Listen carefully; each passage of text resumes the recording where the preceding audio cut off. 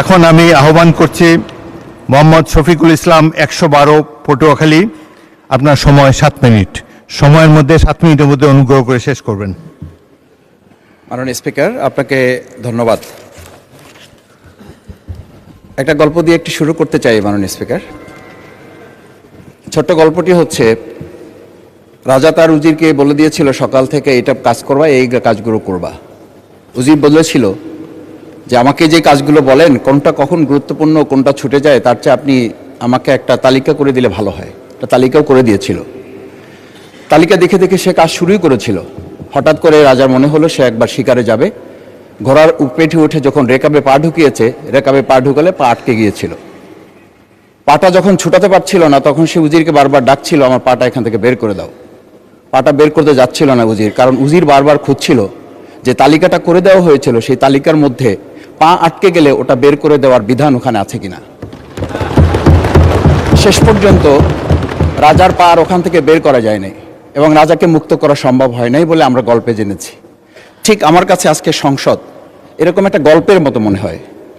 আমরা জুলাই সনদে যখন আমাদের 4 বছরের সন্তানরা জীবন দিয়েছে, আমরা যখন দেখেছি বিগত 17 বছর উন্নয়নের কথা বলে আমাদের নির্বাচনকেই ভুলে দেওয়া হয়েছিল, আবার বিগত 1.5 বছর আমরা লক্ষ্য করলাম যে সে সময় আমরা কেউ কেউ নির্বাচন এবং নির্বাচন বলে বলে আমরা আমাদের মাথা থেকে বিচার এবং সংস্কারটাই ভুলে দিয়েছিলাম।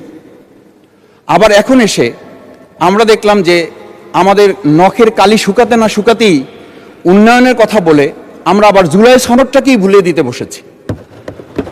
আমি খুবই বিব্রত হই যে আমাদের সন্তানেরা রাস্তায় দাঁড়িয়ে সেদিন কি প্ল্যাকার্ডে এটা লিখেছিল যে আমরা একটা ফ্যামিলি কার্ডের জন্য আজকে রাস্তায় দাঁড়িয়েছি।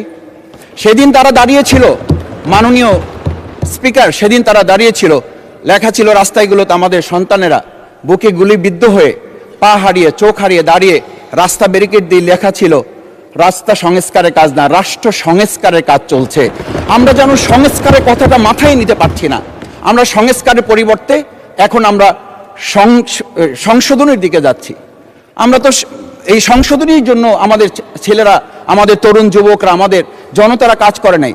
আমি একটা কথা পরিষ্কার বলি, অ্যামেন্ডমেন্টের জন্য তো শেখ হাসিনাও সেদিন অফার করেছিল 24 ঘন্টা দরজা খোলা আছে, তোমরা সংশোধনের জন্য আসো। সেদিন এই ছাত্র জনতা সংশোধন মেনে নেয়নি, তারা সংস্কারের জন্য কথা বলতে চেয়েছিল।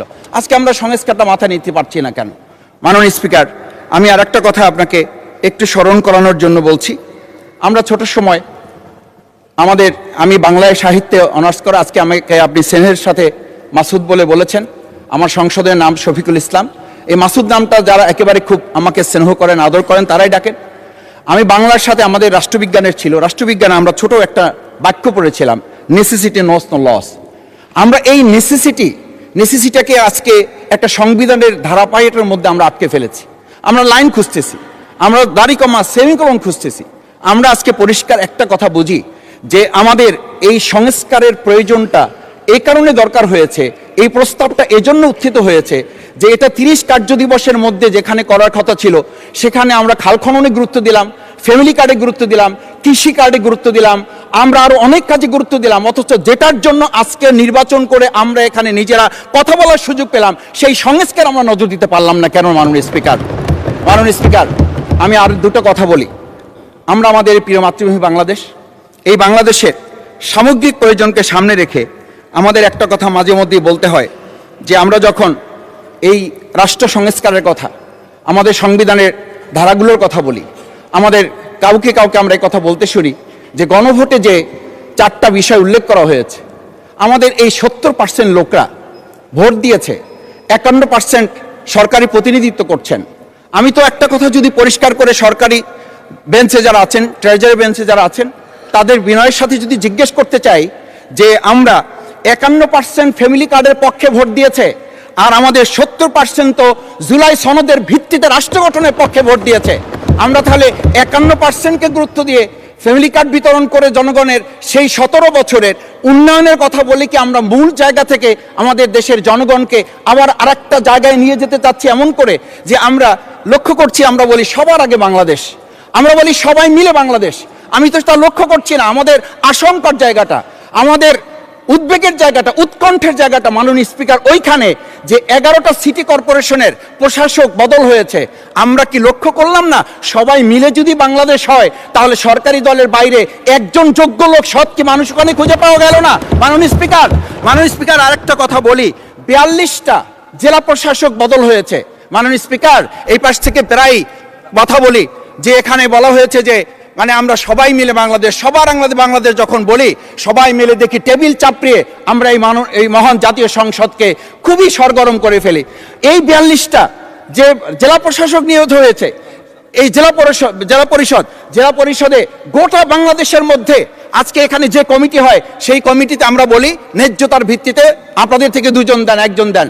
মাননীয় স্পিকার, খুবই বিনয়ের সাথে জিজ্ঞেস করি, আমরা কি সেই নতুন বাংলাদেশের দিকে যেতে পেরেছি যেই বাংলাদেশে এই 42 জন জেলা পরিষদের একজন জেলা পরিষদকে আমরা কাউকে খুঁজে বের করতে ওখানে ন্যায্যতার ভিত্তিতে দিতে পারলাম না? মাননীয় স্পিকার, আমরা তত্ত্বাবধায়ক আমাদের অন্তর্বর্তীকালীন সময়ে যখন 1-2 জায়গায় এরকম প্রশাসক নিয়োগ হয়েছে, আমরা বললাম এটা সংবিধান লঙ্ঘন এবং এটা গণতন্ত্রের সাথে সাংঘর্ষিক।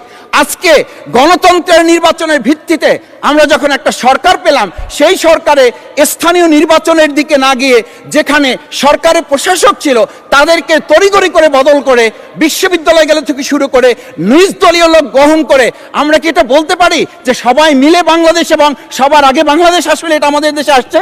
আমরা বলতে পারি না বিধায়ী আজকে জুলাই সনদ বাস্তবায়ন এবং তার ভিত্তিতে আমাদেরকে এখানে শপথ গ্রহণ করানো হয়েছে। আমাদের এই ট্রেজারি বেঞ্চ থেকে আমাদেরকে বলা হয় এটাই নাকি অবৈধ হয়েছে। অবৈধ একটা কাজ জাতীয় সংসদে আমাদের কাছে কাগজ প্লেস করেছে কে? যারা প্লেস করেছে তাহলে তাদেরকে তো আগে আইনের আওতায় নিয়ে আসা উচিত। এই অবৈধ কাজে আমাদেরকে কারা সহযোগিতা করেছেন? এই অবৈধ প্ররোচনা আমাদেরকে কে দিয়েছেন? এটা তো আমরা জোর করে কেউকে ঘরের পকেট থেকে আমরা নিয়ে আসি নাই। মাননীয় স্পিকার, আমি তো বাউফল থেকে আমার এই মানে সংস্কারের শপথের জন্য আমি তো কাগজ বাউফল থেকে নিয়ে আসি নাই, এখান থেকে দেওয়া হয়েছে। মাননীয় স্পিকার, সবশেষ বলবো, আসুন সময় থাকতে নাহলে